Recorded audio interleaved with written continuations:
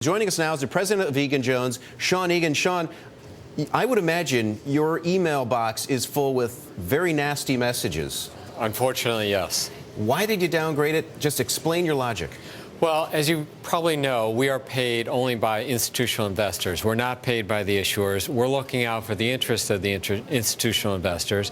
And in the case of Jefferies, the operating environment has changed. They're a medium-sized broker-dealer, and post the MF Global bankruptcy, risk managers are looking at exposures.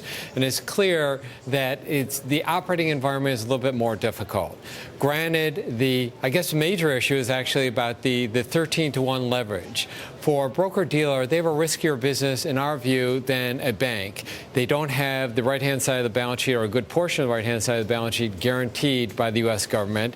It goes out on a regular basis. Their assets go down the elevator every single night. And so the business is a bit more fragile. Some might argue a lot more fragile than the typical bank. In our view, a 13-to-1 leverage is a little bit too high. That, combined with the risk managers taking a closer look at these things and some of their exposures to some of the on the corporate side and also the sovereign side, gave us some pause, so we took a one-notch downgrade. Now, I can understand 13-to-1 intuitively sounds high. Sounds high to me. Right. What do I know? So I compared Jefferies 13-to-1 versus some of the other banks, Goldman, Morgan Stanley, Bank of America, etc. And look at this.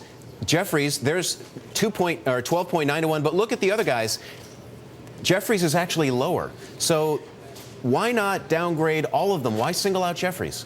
Jefferies is has a different business position than Goldman and Morgan Stanley. It's a medium-sized broker-dealer. It doesn't have the financial resources of some of the other firms. In other words, access to capital if they need it. Exactly. And also, in the case of Goldman Sachs and Morgan Stanley, they're underneath a banking banner. They have the support, if they need it, supposedly, of the federal government. Now, there's some question about whether or not they'll actually step up. In our view, the U.S. government will never allow a Goldman Sachs or Morgan Stanley to fail. And therefore, if you go down the size, you look at Jefferies and you say, well, they're a little bit more vulnerable. All right, so a firm like Jefferies, how much leverage should they have? If you buy into the notion that a bank should be levered 10-to-1, and we think that's about acceptable? Right. That's about right. Actually, in this environment, we'd like it a little bit less than 10-to-1. And then you make some adjustments for the fact that the business of a broker-dealer is more fragile. Assets go down the elevators every single day. You don't have the backstopping of all the deposits on the right-hand side of the balance sheet. Then it should be less than that. What's the right number? I don't know, maybe 7-to-1, which is a far cry from the 13-to-1 that you have right now. There's also the issue of the hedges. They are long sovereign debt. $2.7 billion. But they have hedges against it, which are, in theory, according to the CEO, even more than that, so they're hedged. Well, we've heard that before, and hopefully they are completely hedged. The problem is that there are many hedges that are not perfect, and when push comes to shove, maybe there'll be some slippage. That is not the main issue here, however.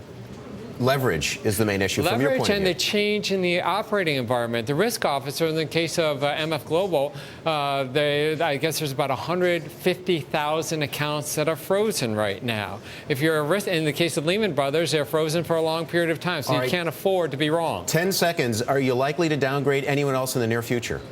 Well, we're downgrading and upgrading all the time. If you're referring to the brokerage industry, there aren't that many left, unfortunately. All right, Sean Egan of Egan-Jones, a very controversial call. Jefferies was down at 1.20%, finished the day only down 2%.